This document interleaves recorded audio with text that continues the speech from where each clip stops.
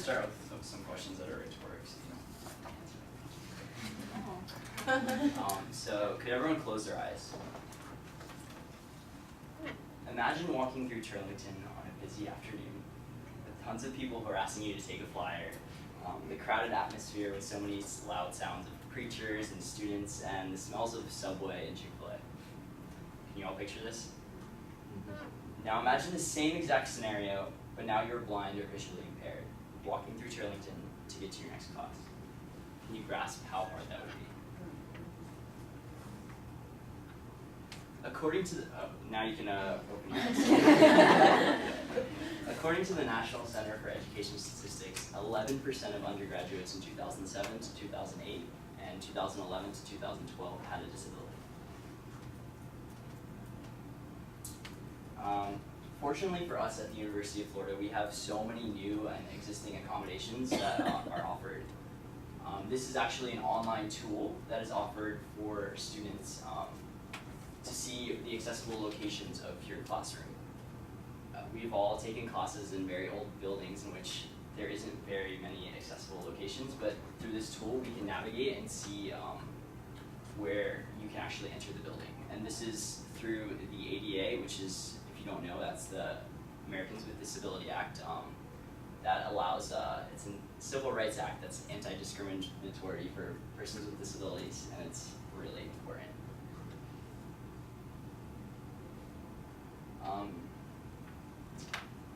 One new accommodation for students with disabilities at the University of Florida is Cypress Hall.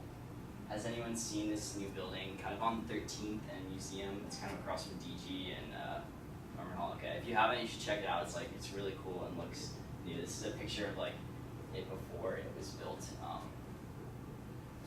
This dorm was built to increase the number of beds available to students with mobility issues and student veterans as well, so they could have that on-campus dorm experience that we all were so fortunate to have if we lived in a dorm freshman year, which was a part of our lives.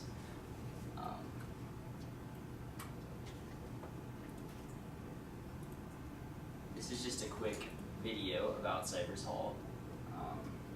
As you can see, they have wider hallways, as well as in the bathroom there is a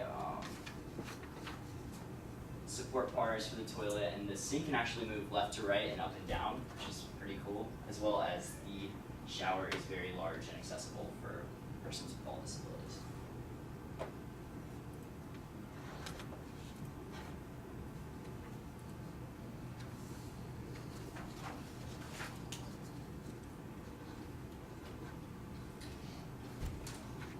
Despite the so many accommodations and new things that are offered at the University of Florida, there are so many non-compliant aspects in our community.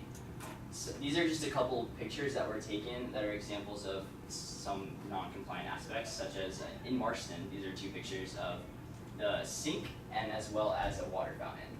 This water fountain in Marston is really awkward. You kind of have to stick your head into it to drink water. And according to the ADA, the public drinking waters have to be a certain length extended in order for certain people with certain disabilities, such as physical disabilities, to actually drink water.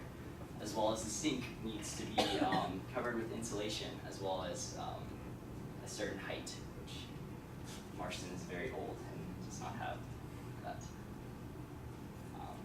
Another non-compliant aspect is also in Kreiser Hall.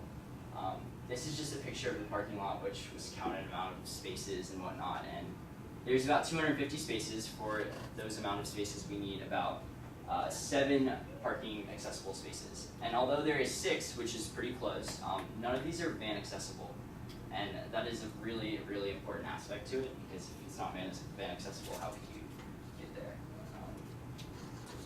We go to such a great university, but it's also a very historic university. And because of this, there haven't been a lot of renovations done to so many of the classrooms and buildings. So here's just a couple of the last major renovations to 2 buildings. In Turlington, it was in 1977, and Walker Hall, which is kind of close to here, it's 1926.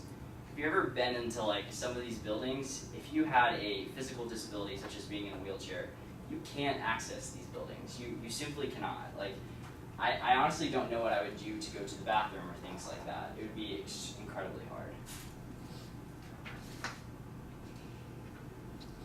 So, I guess the main point of all of this is I strongly urge you all to be aware of the accommodations offered through the University of Florida for students with disabilities. We have a great resource center, which is called the Disability Resource Center. This is located on campus, and you can also visit their website.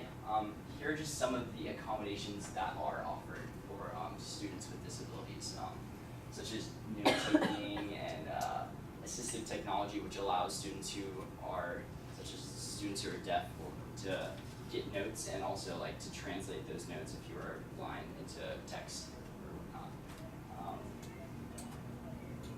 I guess the main point I'm trying to make here is to be aware of some of the issues students with disabilities face on a daily basis on our campus today. Increased education and awareness for students with disabilities, not only on our campus, but on campuses throughout the world is essential. Thanks.